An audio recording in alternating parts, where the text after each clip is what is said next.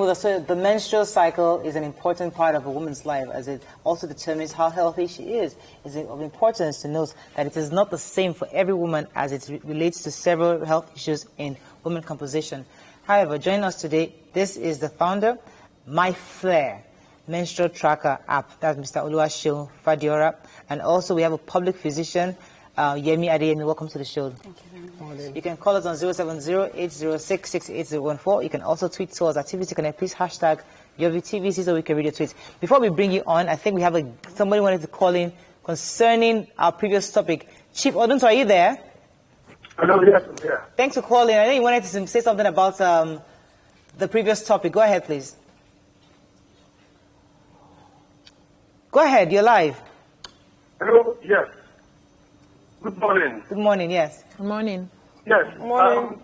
I think it is a good thing to give back to our alma mater. I went to a grammar school, and the OCDN, the first OCDN organization in Nigeria, it was founded by the late Reverend Ivan Kochi, that's Yenin Kampala, who was our principal in those days. 90% of the buildings in the new site, in 1976, 90% of the buildings were built by those students. Hello? We're having issues with the network. I think we couldn't hear him properly. Okay, welcome to the show. So when we heard about this app, we're excited, saying, okay, because we've seen a lot of foreign apps, but it's good to know that Nigerians are doing theirs. So tell us about why this app was created in the first place. Okay, good morning, everybody. My name is Oluwaseun Fadiora, and this is my colleague. Oh, no, I'm not a doctor. Because I'm wondering, you're a man and you've created this. So I get that all the time, that how come is a man that has decided to create a menstrual tracker app. And I think it has to do more with how I grew up.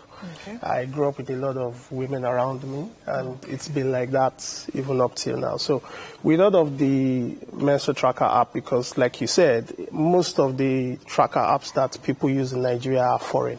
In fact, there's none that is strictly Nigerian or even African. So we thought about it that it's good for us to create content that is valid for the Nigerian situation. And if you look at the way menstrual issues, happen with women, the lack of information, the inability in some cases for women to be able to remember when their period would start.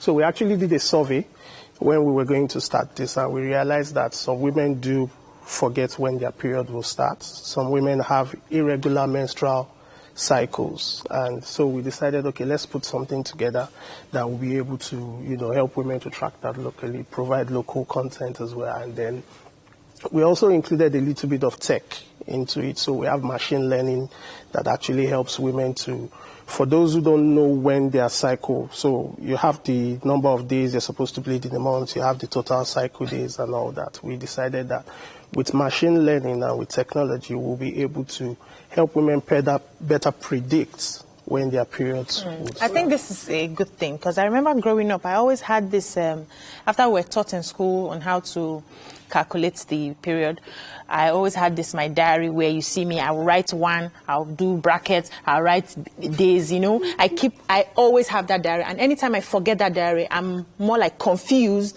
And now that we have moved to the era of online and social media, it's very easy to have all of your apps in one place so you can quickly organize yourself. Now, when you get this app, does it help you calculate when let's take for instance, you have irregular periods?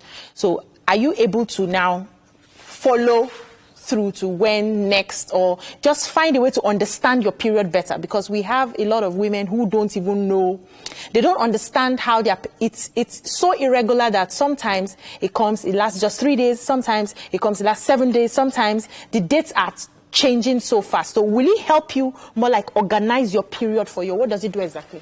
While you're answering, before you answer, we'll also tell you when you are fertile. Okay, so there are a lot of issues around it. The medical side, I'll leave for her to answer. Okay. For the app side, part of what we're trying to do to answer your question directly is that when you're signing up, the app is free. You can download it. When you're signing up, you can input your data.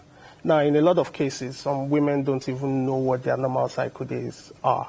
but on average, you bleed for about 5 days, and then the total cycle length is 28 days. So what the app does is, even if you're not sure as at the time you're signing up, you leave it. And then over the next 3 months, the app has a way. So you notice that when you look at your devices in the morning, you see a pop-up notification. So there's a pop-up notification that comes and asks you on the days that it feels based on the initial data that you've imputed. It will then ask you. Why are you involved in this project? One, I'm passionate about it. When he spoke to me about it, I was interested because I meet a lot of women who don't even know how to calculate their menstrual cycle. They don't even know what a normal length is. Some of them, like you said, some people see it this month, they see it maybe bleed for 3 days the next month. They don't know what is normal. So they can't even say something is abnormal. And a woman doesn't notice the abnormality in her period until when she's ready to give birth. And then she knows, oh, I'm not getting pregnant. Then she starts to ask questions, okay, what's wrong with my period? But the period is the mirror to a woman's fertility. Now, if you know your period very well, you very much know your fertile period. And that's where the ovulation period comes into place. With a good cycle length, you can, and knowing your cycle, you can predict when you'll be fertile. But if you don't even know it, how would you predict? You're leaving it to chance. So usually when people come and they have fertility issues, then we start to ask them questions like, how is your menstrual period? Then they start to figure out that, I'm not sure I know. So when he came and we discussed about the app, I was excited because this is another way. I've used an app, not this one obviously, but back then to monitor. That's how I used to know when I was fertile. And I said, oh, yeah, I don't fertile. Yeah, let's make this thing happen, you know. But it's very useful. But what I found that was a bit different about yours, what I read, was that you also plan to donate or give Pampers, or no, not Pampers, diapers, sanitary pads. Yeah. Gosh, the Pampers in my head, diapers in my head. You know, you've also had a baby. So you actually plan to give out pads to mothers. Why is that? Where did that come from? Okay, so part of the things, so growing up, this is actually personal to me. Growing up, I had a cousin that was living with me, and on one of those days I was talking to her, and it was her period, and she was using tissue paper. And she said that she couldn't afford to buy sanitary pads, and I was like, okay, tissue paper. It was really strange. So I gave her money at the time, and then I realized that even though right now a lot of people are doing it, but I thought about it that, yeah, this is what we sell. So a percentage of what we sell will go into this from our own end. Now, one of the things we're also trying to do with the app is, I also met a lady who works in the bank and said, oh, she would love to do stuff like that, but... You are just meeting ladies. We're suspecting this guy. Are you married? I am married. I have 2 boys. I will ask your wife, I will ask you a question. This lady. I don't like, I have a lot of them as friends, even from the university days and all that. So she told me that she couldn't do it on a regular basis, even though she wanted to. So I thought about it that since we're doing this, she couldn't donate. Oh, okay. So I thought about it that since we're already doing an app that helps women to track their period, and we could do stuff like that. So I said, okay, you know what? Why don't we integrate the donation part to it? So for everybody that wants to donate, you donate is automatic. It removes the charge if you want to donate on a monthly basis, quarterly basis, or even one-off. So you can actually donate pads or you can donate cash. So if you do that on the app, it's automatic, and then at the end of the day, there's a menstrual health.